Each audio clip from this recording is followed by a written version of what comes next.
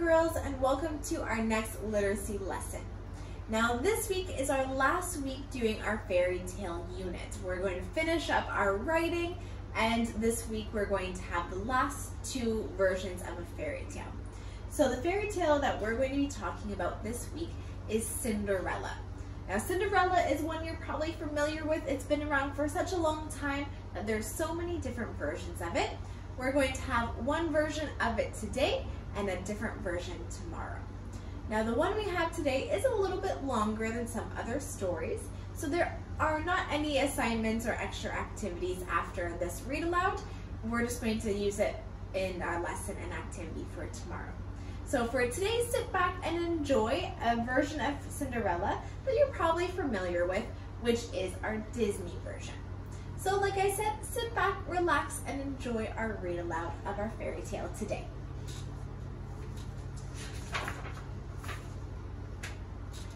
Once upon a time, there was a beautiful girl named Cinderella. She was so kind that even the mice and the birds were her friends. Each morning, the birds woke her from her sweet dreams with their song. Cinderella lived with her cruel stepmother and two stepsisters, Anastasia and Drizella. They treated her like a servant. Cinderella had to do all the cooking, the sewing, and the washing and the scrubbing. Her stepsisters never did any work. One day, a royal messenger came to the house. He brought a letter from the king. The stepmother read the letter. The king was giving a royal ball for the prince that night. Every girl in the kingdom was invited. That means I can go, Cinderella thought. The stepsisters laughed. Imagine Cinderella dancing with the prince, Drizella crackled. She's only fit to dance with a broom, added Anastasia. But the letter says every girl is invited, Cinderella insisted. So it does, the stepmother agreed. You may go if you get all of your work done, and if you can find something to wear. Oh, thank you, said Cinderella. She ran quickly up to her room.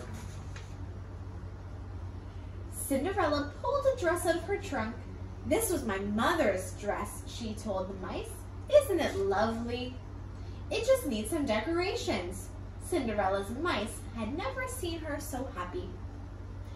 A thin mouse named Jack thought Cinderella would be the prettiest girl at the ball, and a big mouse named Gus agreed.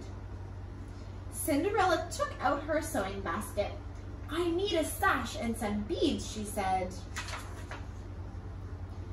Just then her stepmother shouted, Cinderella! Cinderella hurried downstairs. Cinderella, wash the floors, her stepmother ordered. But I washed them yesterday, Cinderella said. Well, wash them again, snapped the cruel woman, and dust the drapes and clean the windows and finish the sewing. The mice felt sorry for Cinderella. Cinderella do this, Cinderella do that, Jack said. Cinderella will never have time to fix her dress. Then her stepmother won't have to let her go to the ball. Poor Cinderella, Gus agreed. One of the mice had an idea. Why don't we fix the dress for Cinderella? We can do it. All the animals agreed to help. Jack and Gus sneaked into the stepsisters' room. Drizella and Anastasia were getting ready for the ball. This sash is old, Anastasia said.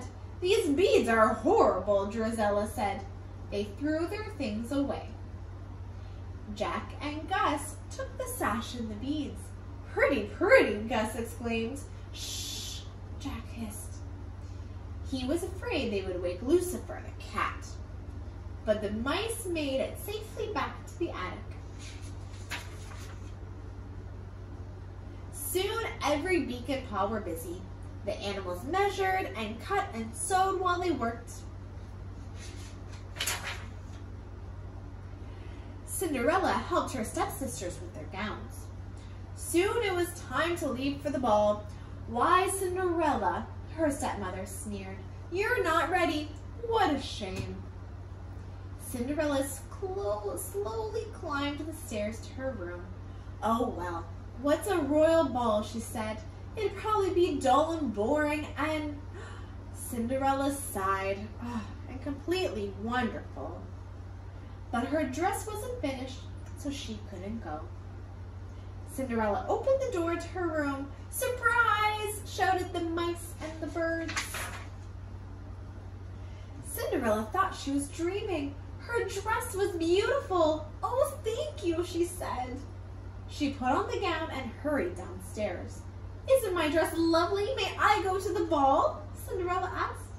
Anastasia and Drizella gasped. "Mother, she can't!" "Well, we did have a bargain," said the stepmother. At that moment, the sisters recognized the things they threw away. "My sash! My beads!" The sisters tore at Cinderella's gown. They took back the sash and the beads, and Cinderella was left in rags. Then Drizella and Anastasia went to the ball with their mother. Cinderella ran into the garden.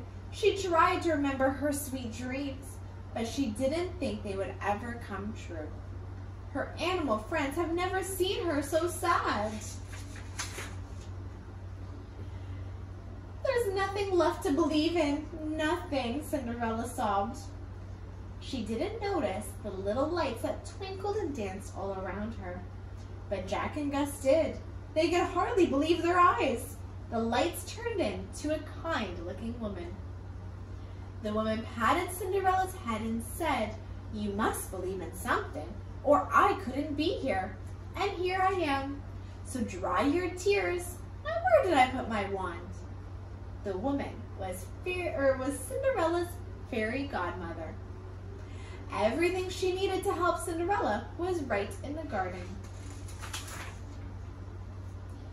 The fairy godmother waved her wand, bippity-boppity-boo. 4 mice became 4 white horses. Bippity-boppity-boo. A pumpkin turned into a beautiful coach. A horse became a coachman, and a dog became the footman. The fairy godmother was very pleased. "Hop in, my dear. We can't waste time," she urged. "Don't you think my dress?" Cinderella began. "Oh, good heavens, child, you can't go like that," said the fairy godmother. Bippity-boppity-boo. Suddenly, Cinderella was wearing the gown of her dreams, and her feet, she wore glass slippers. The fairy godmother said, "Like all dreams, my magic must end. At midnight, the spell will be broken." Cinderella promised to be home before midnight, and off she rode to the ball. The ball had already begun, and the king was not very happy. He wanted his son to get married. The prince had danced with all the girls at the ball, and he had not fallen in love with any of them. "Love at first sight only happens in fairy tales," the Duke told the king. But at that moment, Cinderella made her entrance. The prince stared in wonder. Here was the girl of his dreams. The prince asked Cinderella to dance. Cinderella and the prince danced around the ballroom. Everyone wondered about the beautiful girl. "Do you know her?" Drizella asked. "The prince seems to," Anastasia said jealously. "There is something familiar about her," the stepmother said. When the dance ended, Cinderella and the prince walked in the garden. They were falling in love. Suddenly, the clock began to strike midnight. "I must go," Cinderella said. "Wait," called the prince. But Cinderella couldn't wait. As she fled, she lost one of her glass slippers. The prince showed the glass slipper to the Duke. "Find the girl whose foot fits this slipper, and I will marry her." Meanwhile, Cinderella's dress had become rags again, and the coach was now a pumpkin, and the horse and the mice all turned back again. All Cinderella was left with was one glass slipper. The Duke searched the entire kingdom for the girl whose foot fit the slipper. Soon everyone knew that the prince would marry that girl. When Cinderella heard this, she got a dreamy look in her eyes, and the stepmother saw the dreamy look. She didn't want Cinderella to marry the prince. So she locked Cinderella in her room. The stepmother put the key in her pocket and left. Gus and Jack saw everything. "We've got to get that key," Jack cried. Gus agreed. The two brave mice managed to get the key from the stepmother's pocket. They struggled to get the big heavy key up the tall stairs. Jack and Gus had to hurry. The Duke had just arrived. His footman carried the glass slipper. Anastasia tried on the slipper. Her foot was much too big. Drizella tried next. She couldn't even fit the slipper on her toe. "Are there any other ladies in the house?" asked the Duke. "There's no one else," the stepmother lied. The Duke was about to leave when Cinderella came down the stairs. Jack and Gus had freed her. "May I try on the slipper?" she asked. But the cruel stepmother tripped the footman, and the footman fell, and the slipper broke. Luckily, Cinderella had the other glass slipper. Of course, it was a perfect fit. Cinderella and the prince were soon married. It was Cinderella's dream come true. Jack and Gus weren't surprised because they always knew that if you kept on believing, that's just what dreams do. And that's it. So boys and girls, I hope you enjoyed the book version of Cinderella. Like I said, there's no more extra activities to go with this. We're going to use this story to compare it to another version in the next lesson. All right, boys and